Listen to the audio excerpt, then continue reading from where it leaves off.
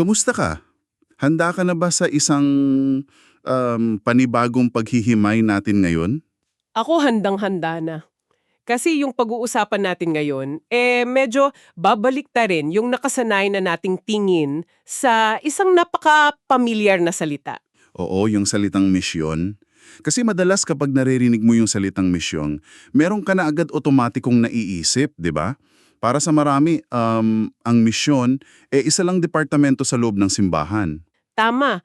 O kaya yung programa sa kalendaryo na pinupunduhan natin siguro minsan sa isang taon. Ayun, o kaya isang espesyal na gawain para lang sa mga taong sumasakay ng eroplano para pumunta sa mga malalayong lugar o baka naisip mo na ang misyon isang ideya na nagsimula lang sa Bagong Tipan, yung sikat na dakilang utos o yung Great Commission sa Aklat ng Mateo. Kasi yun yung lagi nating naririnig eh. Pero sa masusing kwentuhan natin ngayon, babaguhin natin ang pananaw na yan. Eksakto. Kasi merong tayong tumpok ng mga dokumento rito, mga pananaliksik at theological na teksto sa harapan natin na nagtatalakay sa paksa ng misyon ng Diyos mula Genesis hanggang Apokalipsis. At yung pangunahing layunin natin sa malalimang pagsisiyasat na ito sagutin yung isang napakalaking tanong.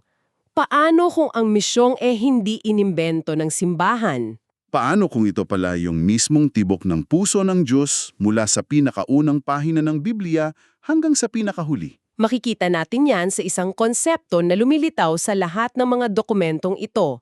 Tinatawag ito ng mga teologo na Missio Dei, na sa madaling salita, ang misyon ng Diyos. Missio Dei. Oo, ibig sabihin nito, ang Diyos ang pangunahing misyonero sa buong kasaysayan. Hindi siya isang hari na nakaupo lang sa malayo tapos naghihintay na hanapin natin siya. Siya yung unang gumagalaw. Tama, siya ang nahahanap at siya ang nagpapadala. At kapag naintindihan mo yung takbo ng napakalaking kwentong ito, magbabago talaga lahat ng aspeto ng buhay mo. Mag-iiba yung pananaw mo sa trabaho mo, sa opisina, sa papel mo sa komunidad, at dun mismo sa personal na bukasyon mo araw-araw, di ba? Oo, dahil hindi na lang tayo basta gumagawa ng mabuti para maging mabuting tao, tayo ay literal na nakikibahagi sa mismong galaw ng Diyos sa kasaysayan ng mundo. Okay, himayan natin ito. Magsimula tayo sa simula. Literal na simula, sa unang aklat sa Genesis 1 hanggang 3. Kasi kadalasan, iniisip natin na ang misyon ay isang reserbang plano o isang gawaing pagliligtas pagkatapos ng sakuna. Oo, yung parang naging pangalawang plano na lang. Kasi ang kwento sa isip natin ganito. Ginawa ng Diyos ang mundo, naging perpekto ito, tapos nagkasala ang tao, nasira ang plano, at biglang kinailangan ng Diyos na mag-imbento ng misyon para iligtas tayo. Pero ayon sa mga tala natin, hindi ganun ang nangyari. Ang misyon ay nagsimula sa mismong paglikha. Bago pa man pumasok yung konsepto ng kasalanan sa mundo, meron ng misyon na ibinigay sa sangkatauhan. Bago pa man nagkaroon ng rebelyon na kailangang ayusin, meron ng kaluwalhatian na kailangang ipakita sa buong mundo. Makikita natin ito sa mismong paglikha sa tao. Nakasulat sa mga teksto na nilikha tayo sa Imago Dei. Na ang ibig sabihin ay sa wangis ng Diyos. Oo, at para mas maintindihan natin kung ano ba talaga yung ibig sabihin niyan sa orihinal na konteksto, may magandang analohiya mula sa mga sinaunang kultura sa gitnang silangan na binangkit sa teksto. Ano yung analohiyang iyon? Noong unang panahon, kapag ang isang makapangyarihang hari ay sumasakop ng mga malalayong lupain, hindi naman siya pwedeng pisikal na naroon sa lahat ng oras. Wala namang internet o social media noon para ipaalala sa mga kao kung sino yung namumuno. Kaya ang ginagawa ng hari, nagpapagawa siya ng mga malalaking estatwa ng sarili niya na yari sa bato o ginto. Tapos inilalagay niya yung mga ito sa mga sentro ng mga nasakop niyang bayan. Para kapag nakita ng mga tao yung estatwa, alam nila kung sino yung may kapangyarihan at otoridad sa lugar na yon. Kahit wala roon ang hari mismo. Kaya ayon sa mga teksto natin, nang sabihin ng Diyos na gagawin niya ang tao sa kanyang wangis, hindi niya ibig sabihin na kamukha nating siya pisikal. Ang sinasabi niya ay tayo yung mga buhay na estatwa ng Diyos dito sa lupa. Tayo ang inilagay niya sa mundo upang ipakita ang kanyang kaluwalhatian, ang kanyang katarungan at pagmamahal sa buong nilikha. Hindi tayo gawa sa bato, gawa tayo sa laman at dugo na humihinga.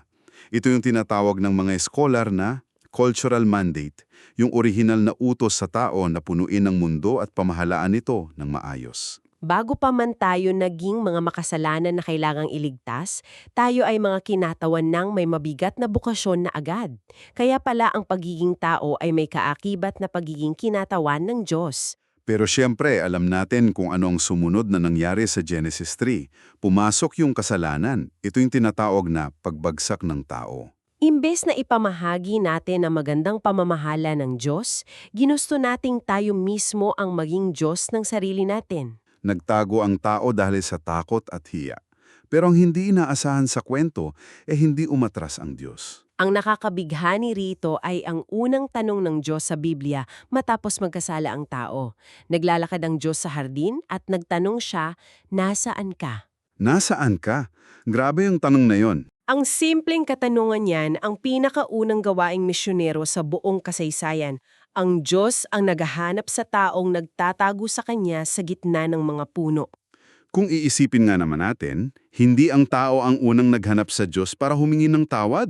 Ang Diyos ang unang lumapit sa gitna ng gulo. Ipinapakita nito na ang buong konsepto ng misyon ay hindi nagmula sa mabuting kagustuhan ng tao, kundi sa inisyatiba at pag-ibig mismo ng Diyos. At hindi lang siya naghanap, nagbigay agad siya ng solusyon. Nakasaad dito sa mga tala natin yung tungkol sa Genesis 3.15. Ito yung madalas tawagin ng mga teologo na proto-evangelium o ang pinakaunang pangako ng ebanghelyo. Isipin mo, kahit nasa gitna ng pagbibigay ng sumpa at parusa, dahil sa kasalanan, nag-iwan agad ang Diyos ng pangako. Nangako siya na may isang supling na darating upang durugin ang ulo ng ahas. Ang ibig sabihin nito, ang orihinal na misyon ng Diyos na ibahagi ang kanyang kaluwalhati ay hindi nasira ng kasalanan. Sa halip, tumindi pa ito at naging isang misyon ng pagtubos.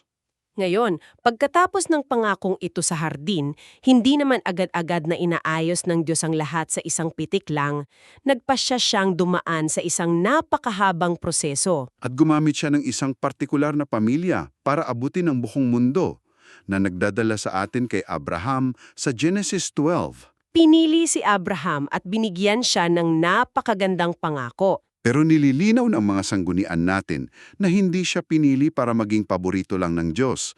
Hindi siya pinagpala para sarilinin niya at ng pamilya niya ang biyaya. Malinaw sa teksto, pinagpala siya para maging pagpapala sa lahat ng pamilya sa daigdig. Simula pa lang, pandaigdigan na agad ang sakop ng plano ng Diyos. Kung ikokonekta natin ito sa mas malaking larawan, makikita natin na ang pangakong ibinigay kay Abraham ay ipinasa sa kanyang mga anapo hanggang sa naging isang buong bansa sila, ang bansang Israel. Sa aklat ng Exodus, tinawag ng Diyos ang Israel bilang isang kaharian ng mga pari. Ano ba talaga ang ginagawa ng isang pari sa sinaunang kultura? Sila ang mga tagapamagitan. Sila ang literal na nakatayo sa pagitan ng Diyos at ng mga tao.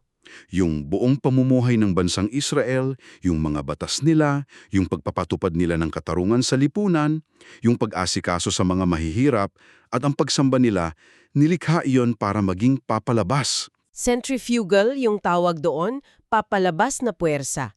Isipin mo ang isang sprinkler sa gitna ng damuhan na nagkakalat ng tubig palabas. Hindi siya parang vacuum cleaner na humihigop ng lahat ng bagay papasok sa sarili niya. Dapat sila magbigay sa iba. Sila ang sprinkler. Eksakto. Idinisenyo sila para maging parang isang higanting magnet sa gitna ng mga nasyon. Kaya kung isasabuhay talaga nila ang kabanalan at katarungan na itinuro sa kanila ng Diyos, ang pamumuhay na ito ay aakit sa mga karatig bansa palapit sa Diyos. Titingnan sila ng mga banyagang bansa, ng mga Ehipsyo, ng mga taga-Kanaan, at sasabihin nila, napakabuti at napakamakatarungan naman ng Diyos ng bansang ito. Sila sana ang magiging buhay na ebidensya ng karakter ng Diyos. Pero dito pumapasok yung malaking problema sa kwento.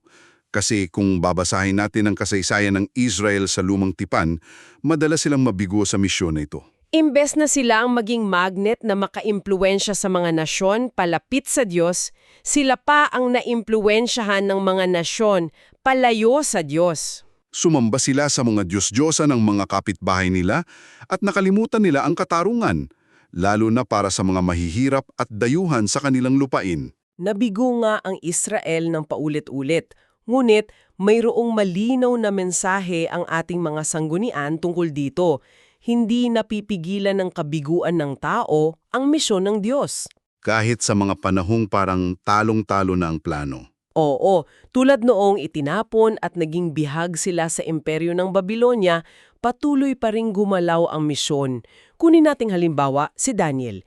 Isa siyang bihag pero siya ay naging matibay na saksi ng kapangyarihan ng Diyos sa mismong loob ng palasyo ng mga kaaway ng Israel. At huwag nating kalimutan yung paborito kong halimbawa ng pagiging swile, si Jonas. Inutusan siya ng Diyos na pumunta sa Ninive, yung kabisera ng Assyria, na pinakamalupit na kaaway ng Israel noon. Si Jonas ay parang yung empleyado na nakatanggap ng mensahe mula sa boss para sa isang napakahirap na trabaho. Kaya ang ginawa niya, pinatay ang cellphone, nag-impake at sumakay ng eroplano papunta sa kabilang direksyon. Ayaw ni Jonas na makatanggap ng awa ang mga kalaban nila.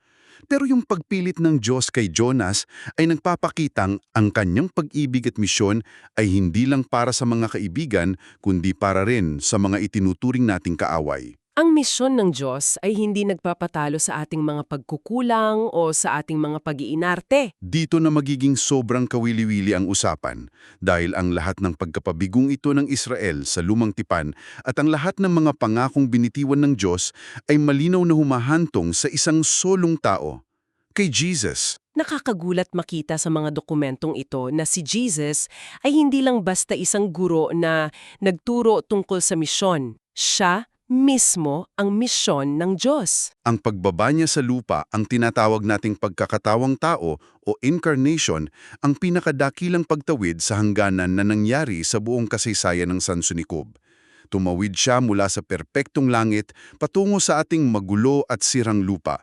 Yan ang totoong misyon. Si Jesus ang naging sagot sa lahat ng pagkukulang ng lumang tipan. Siya ang perpektong kinatawan ng Diyos, ang nag-iisang totoong Imago Dei na hindi nabigo. Kung saan pumalya ang unang Adan sa hardin at kung saan pumalya ang bansang Israel sa ilang, si Jesus ay nanatiling matapat sa Diyos. Ang buong pamumuhay niya rito sa lupa, ang pagpapagaling sa mga may sakit, ang pakikipagkainan sa mga itinakwil ng lipunan, ang pagpapakita ng awa sa mga taong isinasantabi, ang lahat ng iyon ay ang mismong misyon ng Diyos na nagkatawang tao at kumikilos. At sa pamamagitan ng kanyang pagkamatay sa krus at muling pagkabuhay, nakumpleto niya ang gawain ng pagtubos para sa buong mundo. Pagkatapos niyang gawin ang lahat ng iyon at umakyat sa langit, ipinasa niya ang baton. At ito ay nagdadala sa atin sa isang napakahalagang kaganapan sa aklat ng mga gawa, sa araw ng Pentecostes. Mayroong napakagandang koneksyon dito na madalas nating hindi napapansin. Ang Pentecostes ay literal na kabaligtaran ng nangyari sa Tore ng Babel sa Genesis. Balikan natin saglit ang Babel. Sa kwentong iyon, ang mga tao ay nagtangkang magtayo ng isang napakataas na tore para gumawa ng pangalan para sa kanilang sarili. Isang malaking pagmamataas. Bilang tugon sa rebelyong ito, pinagwatak-watak sila ng Diyos at ginulo ang kanilang mga wika, kaya hindi na sila magkaintindihan. Mula noon, ang pagkakaiba-iba ng wika ay naging simbolo ng pagkakawatak-watak. Pero sa araw ng Pentecostes, nang bumaba ang Espiritu Santo sa mga tagasunod ni Jesus, nakita natin ang pagbabaliktad ng sumpa sa Babel. Anong nangyari doon? Ang mga apostol ay nagsimulang magsalita at ang mga taong dumayo mula sa iba't ibang bansa ay nakarinig sa ebanghelyo ng buong linaw sa kanilang sariling wika. Hindi inalis ng Diyos ang iba't ibang wika. Ginamit niya ang mga wikang ito para magkaintindihan ng lahat tungkol sa iisang mensahe. Ang Babel ay nagdulot ng matinding pagkakawatak-watak. Ang Pentecostes naman ay nagdala ng malalim na pagkakaisa sa gitna ng pagkakaiba-iba. Dito isinilang ang simbahan. Kaya hindi invention ng misyon ang simbahan. Ayon sa ating mga theological na teksto, ang misyon ng Diyos ay may simbahan at hindi ang kabaliktaran na parang ang simbahan lang ang may-ari ng misyon. Ang simbahan ay bunga ng walang hanggang galaw ng Diyos. At dahil malinaw na sa atin na ang misyon ay mas malaki pa sa simbahan mismo, tinatalakay ng ating mga sanggunian na kailangan nating iwasto ang ilang mga mapanganib at maling pananaw na madalas pa ring pinaniniwalaan sa kasalukuyan. Unahin natin ang unang maling pananaw, ang pagsasarili ng ebanghelyo o privatizing the gospel. Madalas, may mga taong mag-iisip na ang ebanghelyo ay isang personal na fire insurance lang. Na parang basta tinanggap ko na ito, ligtas na ang kaluluwa ko, makakapunta na ako sa langit, at wala nang pakialam kung nagkakaguluman ang mundo sa paligid ko. Napakadelikado ng ganyang pag-iisip dahil nililimitahan nito ang sakop ng inagawa ng Diyos. Ang misyon ng Diyos ay hindi kailanman naging para lang sa individual na kaligtasan. Mayroon itong malakas na dimensyong sosyal at cosmic. Sa aspektong sosyal, kasama sa misyon ng pagtataguyod ng katarungan at awa sa lipunan, kung paano mo tinitrato ang manhihirap, ang mga katrabaho mo at ang pamilya mo. Binabago nito ang komunidad natin sa kasalukuyan. At sa cosmic na antas, ang huling layunin ng Diyos ay hindi ang sunugin ng mundo at ilikas tayo, kundi ang pagpapanibago ng buong nilikha. Ang buong kalikasan at material na mundo ay tutubusin niya.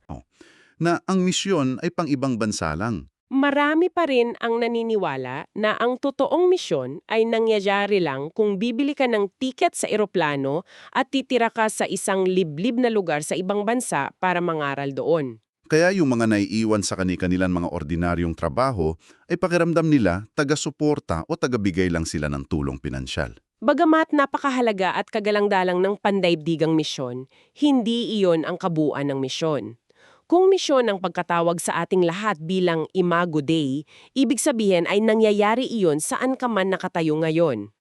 Nangyayari iyon sa opisina mo habang gumagawa ka ng report, sa komunidad mo habang nakikipag-usap ka sa mga kapitbahay mo, at kahit sa sarili mong hapagkainan kasama ang pamilya mo. Kung ikaw ay isang guro, isang inhenyero, isang nurse, o kahit naghahanap ka pa lang ng trabaho, ang pagiging tapat at makatarungan mo sa iyong pang-araw-araw na buhay ay ang mismong paglahok mo sa misyon ng Diyos na magpakita ng kanyang kaluwalhati. At ang pangatlong maling pananaw na binibigyang diin sa ating mga dokumento ay ang pangangaral na walang kaakibat na tapat at maayos na pamumuhay. Evangelism without covenant faithfulness.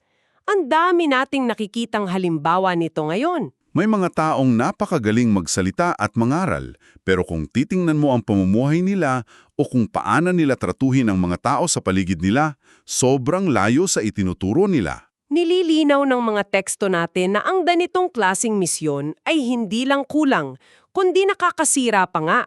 Ang mga tao ay nakakapansin kapag hindi tumutugma ang mga salita natin sa ating mga gawa. Kapag ang pangangaral ay walang integridad, nawawalan ng bisa ang mensahe. Dahil babalik at babalik tayo sa layunin ng Diyos noong tinawag niyang Israel na maging mga pari. Ang katarungan, kabanalan at totoong awa sa kapwa ang mismong magpapatunay na totoong mensaheng dinadala natin. Kung nagtuturo tayo ng pag-ibig, pero malupit tayo sa ating mga empleyado, hindi natin inilalarawan ang totoong karakter ng Diyos. Sinasalungat natin ang mismong misyon na sinasabi nating ginagawa natin. Kaya napakahalagang tingnan natin ang atong mga sariling buhay. At dahil nakita na natin ang napakahabang daloy ng kwentong ito mula sa unang araw ng paglikha sa Genesis, patungo sa pagkabigo at pag-asa ng Israel, hanggang sa pagdating ni Jesus at pagbaba ng Espiritu Santo sa simbahan. Panahon na para tingnan natin kung saan ba papunta ang lahat ng ito. Ang dakilang pagtatapos sa aklat ng Apokalipsis. Nagsimula tayo sa isang hardin sa Eden kung saan tahimik na naglalakad ang Diyos kasama ng mga unang tao. Ngunit ang nakakagulat sa pag-aaral na ito ay hindi tayo magtatapos pabalik sa isang simpleng hardin. Magtatapos ang buong kwento ng Biblia sa isang siyudad, ang Bagong Jerusalem. Ito ang isa sa mga pinakamakapangyarihang bahagi ng buong teolohiya ng misyon. Sa Apokalipsis 7:9, nagbigay si Juan ng isang napakalinaw na paglalarawan ng huling destinasyon natin. Nakakita siya ng isang di mabilang na pulutong ng mga tao. At pansinin mo kung sino ang mga bumububo sa pulutong na iyon. May mga tao mula sa bawat bansa, bawat lipi, bawat bayan, at bawat wika na nakatayo sa harap ng trono at sama-samang sumasamba. Ibig sabihin nito, sa pagtatapos ng panahon, hindi buburahin ng Diyos ang ating mga kultura, ang ating mga kulay o ang ating mga wika para maging magkakamukha tayong lahat. Tinubos niya ang mga ito, nilinis at pinagsama-sama sa isang lugar. Sabi nga ng maraming scholar, ang misyon ay nagtatapos kung saan nagsisimula ang pagsamba. Kaya ang lahat ng ginagawa ng tao sa kasalukuyan, ang pagbabahagi ng ebanghelyo, ang paglaban para sa katarungang panlipunan, ang pag-aalaga sa mga may sakit, ang lahat ng iyan ay hindi nasasayang. Nag-aambag yan sa pagbuo ng dakilang koro na nakikita natin sa huling bahagi ng Biblia. Kaya ano ba ang ibig sabihin ng lahat ng ito? Para sa iyo na nakikinig sa amin habang nagmamaneho papunta sa trabaho o habang naglilinis ng bahay, madalas pakiramdam natin na ang ating mga pang-araw-araw na gawain ay ordinaryo lang at walang malaking epekto sa universo. Pero ang sinasabi ng malalim ang pag-aaral natin na yun ay ito. Ang pagiging patas mo sa iyong negosyo, ang pasensya at pagmamahal na ibinibigay mo sa pag-aalaga sa iyong mga anak, ang pagtulong mo sa mga taong madalas hindi napapansin sa lipunan. Tibong nakikilahok sa isang epikong kwento na nagsimula pa bago pa man likhain ang mundo. Hindi mo na kailangang ma-pressure na mag-imbento pa ng sarili mong misyon o hanapin ang purpose mo sa kung saan-saang malalayong lugar. Ang kailangan mo lang gawin ay imulat ang mata mo at sumali sa napakagandang gawain na matagal nang inumpisaan ng Diyos sa paligid mo. At bago tayo maghiwalay, may iniwan ang aming kasama na isang malalim na tanong na gusto naming pag-isipan mo. Kung ang pinakadulo at huling layunin ng misyon ng Diyos ay ang pagpapanibago ng lahat ng bagay tungo sa isang banal na siyudad, kung saan ang kultura, sining, wika at ang mismong kalikasan ay tinubos at pinagsama-sama sa kanyang kaluwalhatian, paano kung ang maliliit na gawa mo ng katarungan ngayon ay hindi lang pansamantala? Paano kung ang mga sining na nililikha mo, ang musika na kinokompose mo, o ang simpleng pag-aalaga mo sa kalikasan ay higit pa sa pampalipas oras? Paano kung ang mga ito ang mismong mga materyales na gagamitin at dadalhin ng Diyos para itayo ang maluwalhating siyudad na iyon sa hinaharap? Iyan ang isang kaisipan na talagang magpapabago sa kung paano natin haharapin ang bawat umaga. Na ang bawat maliit na detalye ng ating tapat na pamumuhay ngayon ay may epekto at halaga na aabot hanggang sa walang hanggan. Maraming salamat sa pagsama mo sa amin sa masusing kwentuhang ito ngayon. Inaasahan namin na hindi lang naging malinaw sa iyo ang malawak at kahangahangang kwento ng Diyos, kundi higit sa lahat, nakita mo kung saan ang eksaktong posisyon mo sa kwentong iyon. Ipagpatuloy mo ang pagtuklas at huwag mong kalimutan na may bahagi ka sa misyon hanggang sa muli nating pagsisiyasat. Maraming salamat sa inyong oras. Patuloy tayong gumalaw at makibahagi sa dakilang kwentong ito. Hanggang sa muli.